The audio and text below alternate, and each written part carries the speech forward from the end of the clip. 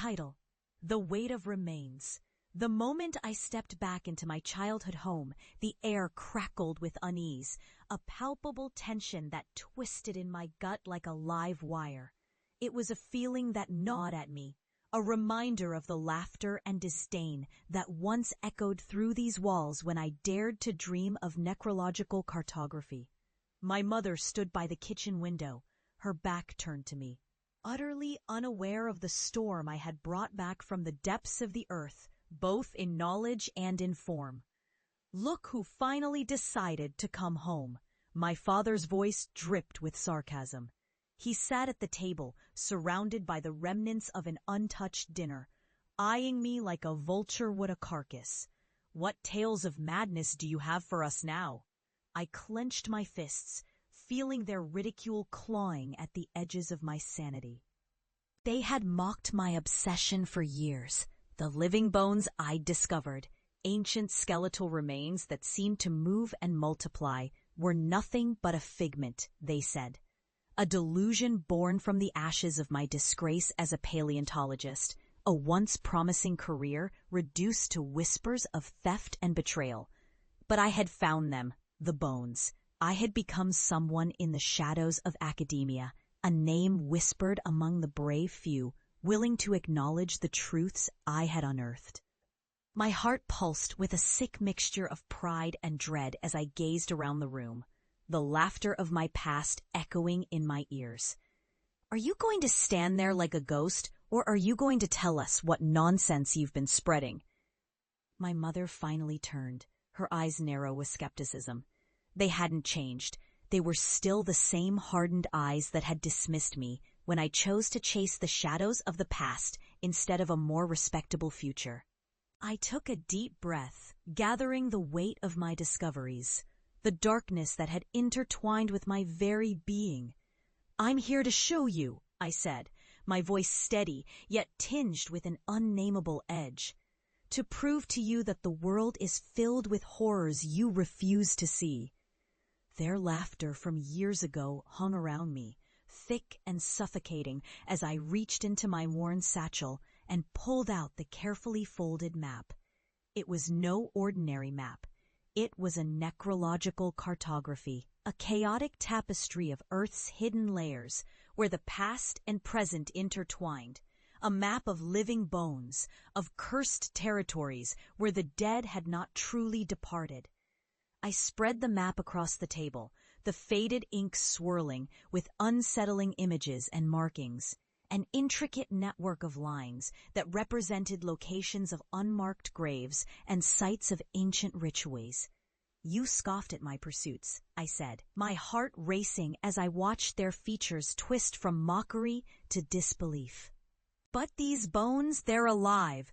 They pull at you, whispering from beneath the ground." The room thickened with tension as my father leaned closer, his brow furrowing. "You expect me to believe this?" he spat, but his voice cracked slightly, betraying the tremor of doubt. "They aren't just bones," I pressed on, urgency seeping into my words. "They're echoes of what once was, remnants of a past too terrifying to acknowledge. And they're not just moving underground, they're rising. You must understand." As I spoke, I could feel the ground beneath us shift, as if it were listening. I had spent years documenting my encounters with these phenomena, but the truths I unearthed were more than academic. They held a visceral danger that clawed at the edges of my mind. I could feel it looming over me, a shadow that fed on disbelief. "Enough! This is ridiculous," my mother snapped, shattering the tension like glass. "You're not as special as you think. You're just a disgrace." In that instant, the air grew colder, so cold it bit at our skin, and the lights flickered ominously overhead. I felt a thrill of fear race down my spine as I glanced at the map beneath my hands. The contours shifted, pulsing as if alive. Then it happened. The ground seemed to tremble, and a faint scratching sound echoed from beneath us, a low, horrible noise that set my heart racing. My family screamed then. the sound piercing the air, drowning out the whispers I had come to know so well. They stumbled back, their disbelief now morphed into a primal fear, a direct confrontation with the horrors they had so fervently dismissed. I felt a cold smile tugging at my lips. They were finally witnessing the truth that had haunted my every step, the very essence of what I had survived. The bones twisted and coiled around them, creeping forward with an insatiable hunger. "Do you see now?" I whispered, my voice barely audible over their frantic cries. "You laughed at my obsession, but this is what remains when one ignores the past." As they fell to their knees, their terrified faces reflecting the weight of their disbelief, I felt a profound sense of vindication. I had borne witness to the horrors that lay beneath. I had survived when others would have succumbed to madness. Moments later, the chaos ceased as quickly as it had begun. The floor sealed itself, the bones receding back into the earth, leaving nothing but the memory of terror etched into the air. My family lay trembling on the ground, eyes wide with the realization of their folly.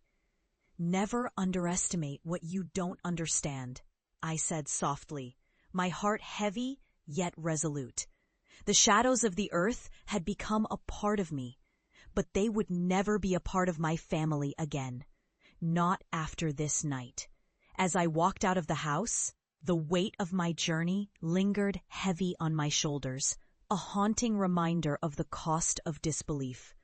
I had returned a different person, no longer seeking their approval, but standing as a sentinel against the very horrors they had mocked. And as I stepped into the night, the earth beneath me pulsed softly, whispering secrets only I could understand.